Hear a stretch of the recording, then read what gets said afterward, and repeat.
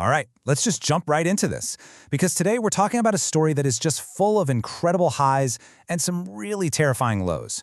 We're looking at a nation that's at the absolute peak of its economic power, right? All driven by this AI revolution. But at the exact same time, it's staring straight into a demographic abyss. And this is the story of Taiwan's single most important choice: go global or just fade away.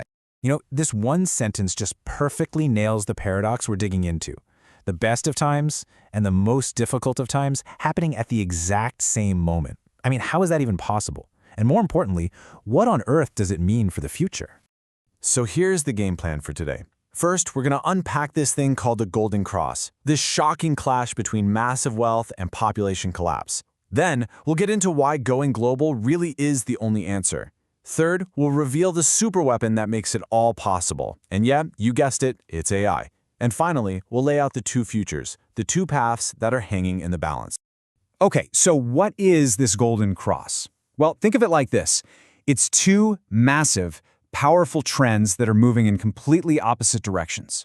And for Taiwan, it represents this moment of absolute triumph and, at the same time, sheer terror.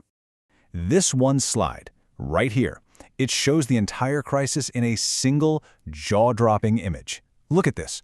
On one side, you have the stock market, just supercharged by AI, rocketing past an unbelievable 100 trillion new Taiwan dollars. And on the other side, annual births have absolutely cratered to just a little over 100,000. This is the Golden Cross, a soaring stock market built on top of a population that's literally shrinking. The value is exploding, while the very people you need to create and sustain that value are starting to disappear. And this just highlights the total disconnect. I mean, a stock market is basically a bet on the future, right? But how can the world's 7th largest market be supported by an economy that's only the 21st largest, especially when your population is shrinking faster than almost anywhere else on the planet? The market is pricing in this amazing future that the demographic reality, on its own, just can't support. And let's be clear, this isn't some far-off problem for our grandkids. It's happening right now. In just 5 years, we're talking nearly every industry facing a severe shortage of talent. But the next stage, that's even scarier. Within a decade, businesses won't just be looking for workers. They'll face a critical shortage of customers. I mean, when there's no one left to build for and no one left to sell to, what happens to the economy? If action isn't taken now, it's just going to be too late. So if your home market is shrinking, there's really only one path forward. It's this concept called chuhai, which literally translates to going out to sea. And it's not just a growth strategy for big, ambitious companies anymore. No. Now it's a fundamental survival strategy for every single business. And this, right here, is the key idea we have to get our heads around. The problem isn't just 少子化, a low birth rate. The deeper, the more critical problem is 少国化, a lack of internationalization. So the crisis isn't just about having fewer babies. It's about having only one source for your talent, for your innovation, for your customers, the island itself. And that, well, my friends, is running dry. Wow. Just look at this chart. It lays out the talent crisis in brutal detail. Out of about 1 million foreign residents in Taiwan, a staggering 80% are laborers. So you take out the students and everyone else, and the number of white-collar professional foreign talent, it's a tiny 20,000 people. Just let that sink in. 20,000 for the world's 7th largest stock market. That is a recipe for an economic disaster. But the leading companies? They're already showing us the way forward. They are completely breaking the mental map of what Taiwan even means. For TSMC, Taiwan is now a one-day circle that includes Kyushu in Japan, which expands their talent and supply chain. For a retailer like Uni-President, Taiwan now includes the 110 million person market in the Philippines. For Delta Electronics, Taiwan includes being the single largest company on the Thai Stock Exchange. See, they're proving that a nation's borders don't have to be its economic boundaries. Okay, so let's get to the really cool part, because here's the beautiful irony in all of this. The very same force that created this pressure cooker in the first place, this massive AI boom, is also the key that unlocks the solution. AI is the go global superweapon. For any island nation, the biggest wall to doing business internationally has always been that deep, intuitive understanding of foreign customers, their cultures, their markets. It's the kind of thing you just can't learn from a textbook. But AI changes everything.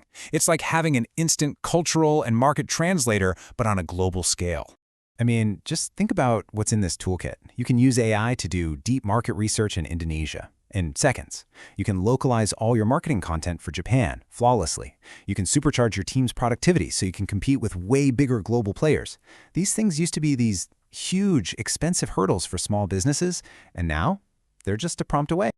And this brings us to a truly game-changing idea, the power user. We're not just talking about being a little more efficient here. A power user leverages AI to create what's called Fen Shen, basically digital clones or agents of themselves. Each one of these agents can handle a different task, which means one person's impact is multiplied not by 2 or 3 times, but exponentially. And this quote just says it all. The co-founder of Anthropic mentioned that he starts his day by launching 7 AI agents to help manage his company. 7. This isn't science fiction, people. This is the new reality of leverage. A single talented person in Taiwan can now project their skills and manage operations all across the globe, completely shattering the old limits of demographics. So, this brings us to the final and most critical decision. With all this incredible prosperity and this powerful new tool in hand, Taiwan is standing at a crossroads, and it's facing 2 very different, very real potential futures. So what happens if the wrong choice is made? Well, one path is the Japanese village. It's a slow, managed decline. The nation becomes quiet, peaceful, comfortable, and increasingly irrelevant on the world stage. The other path, that's the New Zealand story. Remember after their strict pandemic lockdowns, their economy faltered and tens of thousands of young people just left for Australia? It created this sudden, shocking brain drain that just hollowed out the entire economy. And here's the most crucial point of all. The only reason Taiwan didn't become New Zealand after the pandemic is because the AI boom arrived just in the nick of time. It created immense wealth and opportunity that kept its talent at home. It was a gift, a lucky break. But it is not a permanent solution. It is a temporary window of opportunity, a window to act. And that leaves us with the final question. This AI boom is a once-in-a-generational gift. It's an opportunity to use immense capital and powerful technology to solve a demographic crisis and build a truly globalized, resilient future. So the choice is, will that gift be seized? Or will this moment just become another golden memory of the best of times?